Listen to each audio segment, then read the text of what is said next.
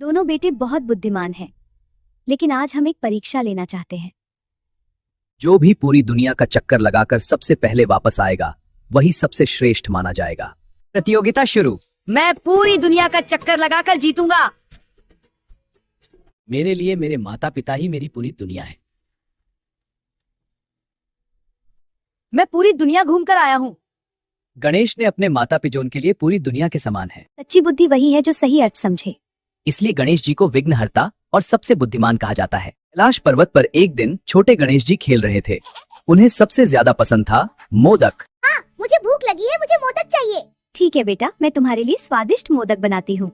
ऐसे ही मोदक की खुशबू फैली। गणेश जी इंतजार नहीं कर पाए। कितनी अच्छी खुशबू है, मैं भी खा लेता हूँ। अरे, इतने सारे मोदक कहाँ गए? माँ, वो मैंने खा लिए। बेटा, बिना पूछे कुछ नहीं लेना चाहिए। माफ करना माँ, अब से मैं पहले पूछूंगा। गणेश जी ने उस दिन बड़ों से पूछकर ही कुछ लेना चाहिए। माँ, अब हम साथ में मोदक खाएंगे। कैलाश पर्वत पर विराजमान है भगवान शिव, सृष्टि के पालनहार।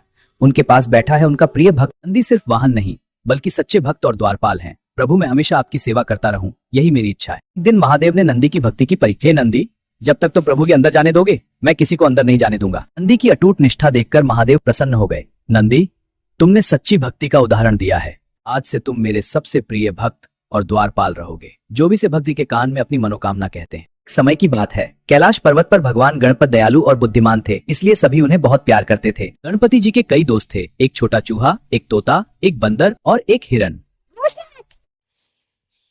गणपति जी, जंगल में एक शेर आ गया है। सब जानवर डर गए हैं। डरने की जरूरत नहीं, हम मिलकर समस्या का हल निकालेंगे। तोता, तुम ऊपर उड़कर देखो शेर कहाँ है। बंदर, तुम पेड़ों पर चढ़कर बाकी जानवरों को सुरक्षित जगह भेजो।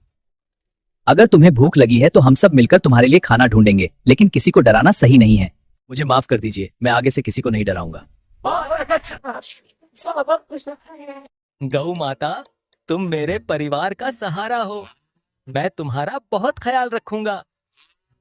अरे देखो, ये कितना बड़ा केला है। हाँ, और ये फूल कितने सुंदर हैं। चलो हम इन्हें खाते हैं।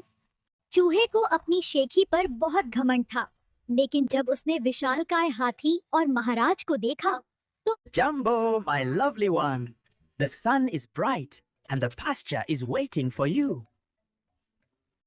हे बंदर, वो केला मुझे दे दो। पकड़ लो अगर कर सकते हो डॉगी। बस देखो, मैं आ रहा हूँ। हाँ हाँ, कोशिश करो। बंदर भाई, क्या तुम मुझे भी एक केला दोगे? मुझे बहुत भूख लगी है। अगर तुम पेड़ पर चढ़ सकते हो तभी केला मिलेगा। डॉगी ने कोशिश की, लेकिन वह पेड़ होकर नीचे बैठ गया। डॉगी को उदास देखकर बंदर को अपनी गलती का एहसास हुआ। धन्यवाद दोस्त, दूसरों की मदद करना सबसे अच्छी बात होती है।